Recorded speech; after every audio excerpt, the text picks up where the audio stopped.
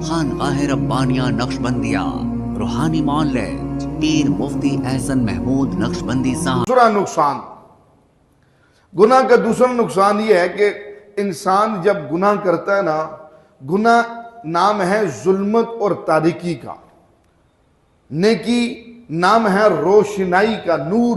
نیکی سے انسان کے، جیسے حضور نے فرمایا، جو نمازی آدمی کے چہرے پہ ایک صلح کا نور ہوتا ہے، وہ نور چمکتا دمکتا ہے، پتہ لگتا ہے یہ بے نمازی آدمی ہے، اور جو بے نمازی آدمی اس کے منہ پہ ایسے نحوستیں ہوتی ہیں، پتہ لگتا ہے بے نمازی آدمی ہے۔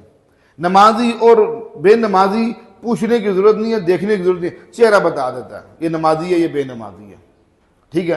اب اسی طرح جو نیکی ہے وہ نور ہے، گناہ ہے وہ ظلمت ہے، تاریکی ہے۔ جس وقت آدمی گناہ کرتا ہے، حضور پاک صلی اللہ علیہ وسلم فرماتے ہیں کہ گویا کہ اس کی وجہ سے وہ ایک ایسی ظلمت اور تاریکی میں چلا جاتا ہے کہ اس کو پتہ نہیں چلتا۔ جیسے اللہ والے ہیں، اللہ پاک ان کو بتا دیتے ہیں۔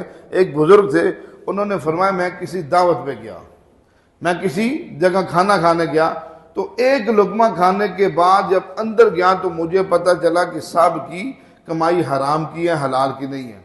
فرمایا کہ میں وہیں رک گیا، ایک لقمے کی وجہ سے ان کے الفاظ ہے کہ 40 دن تک میرے اندر گناہوں کے دائیں اور جذبے پیدا ہوتے رہے، فلاں گناہ کر لو، فلاں گناہ کرو، ایک لقمے کی وجہ سے۔ اب توجہ، ایک لقمے کا یہ حال ہے، اس لیے وہ دل نورانی تھا، ظلمت کا ایک لقمہ گیا اس نے بے چین کر کے رکھ دیا۔ اب گناہوں کے ماحول میں ہم رہتے ہیں، اندر گھر میں گناہ، باہر گناہ، بازاروں میں گناہ، مجلسوں میں گناہ، ہر جگہ گناہ گناہ گناہ، اتنی تاریکیاں گناہوں کی چھا چکی ہیں، ہمیں گناہوں کا احساس ہی نہیں ہوتا یہ گناہ کہ نہیں ہے، ہمیں اس ظلمت کا احساس نہیں ہوتا۔ اس ظلمت کے اندر ہم ایسے ڈوب چکے ہیں، ایسی ان تاریکیوں کے اندر گناہوں کی ڈوب چکے ہیں کہ ہمیں اس کا احساس ہی نہیں ہو رہا، اور آج ایسے ہی ہو رہا ہے۔ آج دیکھ لیں ہر جگہ گناہ ہے، اس گناہ کی ظلمت اور تاریکی ہمارے پر چھائی ہوئی ہے، ہمیں اس کا احساس ہی نہیں ہے۔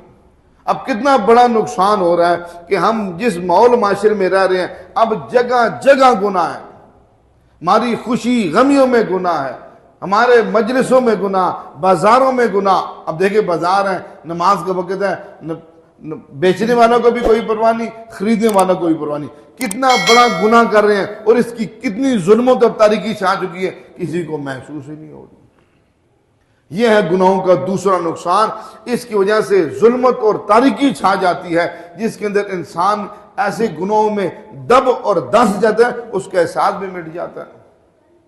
ہمارے ہاں جادو، جنات، بندش اور نظر بد کا شافی علاج قرآن و سنت کی روشنی میں کیا جاتا ہے۔